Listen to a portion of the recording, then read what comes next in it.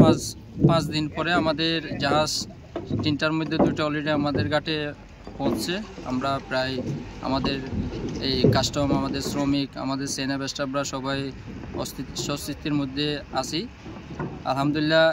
আরেকটা জাহাজ যেটা আছে ওইটা হয়তো শীঘ্রই পৌঁছবে, বিকেলের মধ্যে পৌঁছবে এরকম আমরা সংবাদ পাইছি। তা আশা করি আমাদের কার্যক্রম শুরু হবে। যে আরাকান আর্মি মায়ানমার যে বিদ্রোহী গোষ্ঠী, যেটা আমাদের যে বাণিজ্যিক, আমরা তো মায়ানমার সরকারের সাথে আমাদের চুক্তি, এরা আরাকান আর্মি, এরা বিদ্রোহী গোষ্ঠী, এরা আমাদের জাহাজগুলা এরা ওই আটকাইছিল। তো এখন এদের সাথে হয়তো আমাদের ব্যবসায়ীদের একটা বোঝাপড়া, সরকারের হয়তো একটা বোঝাপড়া, এজন্য জাহাজ এরা মুক্তি দিছে। তা আশা করি আমরা সামনে এটা যেন না হয়। আমাদের সরকার, আমরা ব্যবসায়ী যারা আছি, আমাদের সরকারের তরফ থেকেও আমাদেরকে একটু সাহায্য করতে হবে।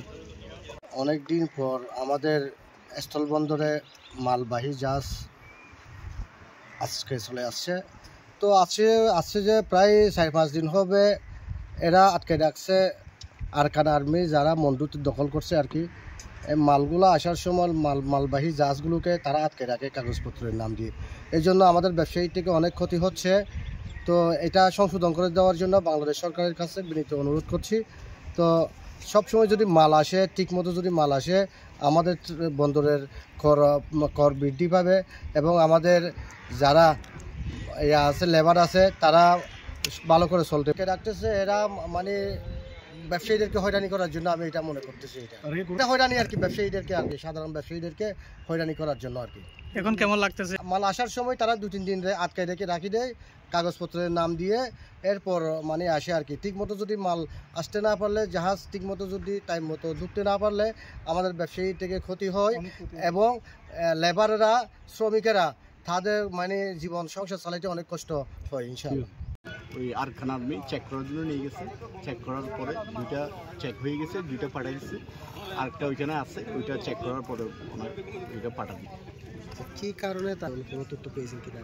না, ওদের প্রয়োজন মনে করছে ওগুলো চেক করার, সেজন্য ওরা চেক করতেছে।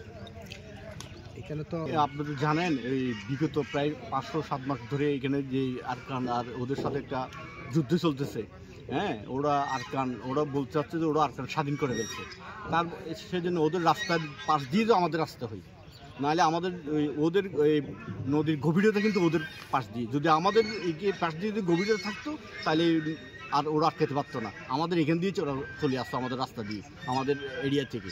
এখন বুট আসতে হয়, ওই মালামাল নিয়ে ভর্তি বুট আসতে ওদের এরিয়া থেকে, সেজন্য ওরা সুযোগ পাইছে, আটকেছে, চেক করছে। আছে সুপারি, আচার, এই বিভিন্ন পণ্য আছে, শুটকি মাছ, এইগুলো নিয়ে আসছে। মায়ানমার অভ্যন্তরীণ যুদ্ধের কারণে এই মন্ডু যেটা ওইটা তারা বিদ্রোহীরা দখলে নিয়ে নিয়েছে।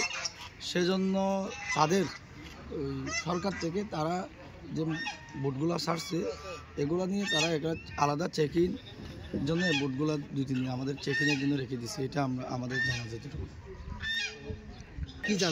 সব জানতে পারছি। বাংলাদেশের আমরা যারা ব্যবসায়ী তাদের সাথে তারা কোনো যোগাযোগ করে নাই।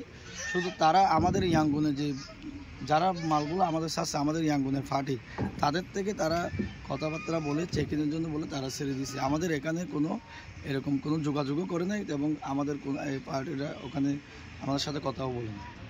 আপনাদের এরা বিদ্রোহীরা এই সীমানা দখলে নিয়েছে, তাদের রুটটা যখন দখলে আছে তারা বলতেছে আমরা আলাদা চেকিং করব। তারা চেকিংয়ের জন্য বড় জাহাজগুলো যেহেতু 2-3 দিন সময় লাগে, তারা চেকিং করতেছে, আমাদেরকে বলতেছে চেকিং করতেছে, ছেড়ে দিবি। 2টা এখন ছেড়ে দিয়েছে, আর একটা আজকে ছেড়ে দেওয়ার কথা বলতেছে। আসলে মায়ানমার অনেক দিন প্রায় 7-8 মাস ধরে যুদ্ধ চলতেছে। যুদ্ধ সীমানা দিয়ে আমাদের ট্রলারগুলো আসতে হয়। তো এখানে মোটরসাইকেল অনেক অস্ত্র ব্যবহার হতো, সেজন্য ট্রলারগুলো আসতেছে। এখন মোটামুটি যুদ্ধ মোটামুটি বিরতির দিকে, সেজন্য আমাদের ট্রলারগুলো আসতেছে। যখন ওরা বিদ্রোহীরা দখলে নিয়ে নিছে, তারা এখন এটা আলাদা চেকিংয়ের কথা বলে এটা চেকিং করতেছে বড় জাহাজগুলো। তাদের সরকার এবং বিদ্রোহীদের মধ্যে এটা এই আলোচনা হয়েছে, যার কারণে আমরা বোটগুলো ফিরে পেয়েছি। Myanmar Arakan state, Arakan army দখল করার পরে আমাদের দেশে যে পণ্যবাহী জাহাজগুলো আসে, সেই জাহাজগুলো মূলত নাক্ষণদিয়া এলাকা দিয়ে পার হতে হয়, যেটার ওই পাশে আরাকান আর্মিদের অবস্থান। তা আমাদের দেশের এই পাশে যে নাব্যতা সংকটের কারণে আমাদের দেশের নদীর পথ ব্যবহার করতে তারা সক্ষম হয় না।